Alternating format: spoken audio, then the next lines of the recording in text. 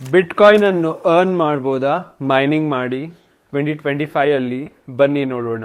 Bitcoin minors reward each ಬ್ಲಾಕಿಗೆ 6.25 ಇಂದ reduce ಆಗಿದೆ 3.125ಗೆ. ನೀವು ಲಾಸ್ಟ್ 12 ಮಂತ್ಸಿನ ಡೇಟಾ ನೋಡಿದರೆ ಬಿಟ್ಕಾಯಿನ್ ಮೈನಿಂಗ್ ತುಂಬ ಡಿಫಿಕಲ್ಟ್ ಆಗುತ್ತಾ ಇದೆ. ಹಾಗೂ ಬಿಟ್ಕಾಯಿನ್ ಮೈನ್ ಮಾಡಲು ಎಕ್ಸ್ಪೆನ್ಸಿವ್ ಮಷೀನ್ಸ್ ರಿಕ್ವೈರ್ ಆಗಿದೆ ಹಾಗೂ ಇದನ್ನು ರೆಗ್ಯುಲರ್ಲಿ ಅಪ್ಗ್ರೇಡ್ ಮಾಡಬೇಕು ಮೈನರ್. ಕರೆಂಟ್ಲಿ ಮೈನರ್ಸ್ ಯಾರ ಎಲೆಕ್ಟ್ರಿಸಿಟಿ ಕಾಸ್ಟ್ 5 ರುಪೀಸ್ಗಿಂತ ಬಿಲೋ ಇದೆ ಪರ್ ಕಿಲೋವಾಟ್ ಆರಿಗೆ ಅವರು ಪ್ರಾಫಿಟೇಬಲ್ ಆಗಬಹುದು.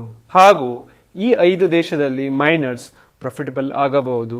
Oman 7% of bitcoin mining hash ಇವರು ಕಂಟ್ರೋಲ್ ಮಾಡಿದ್ದಾರೆ 2025 ಅಲ್ಲಿ.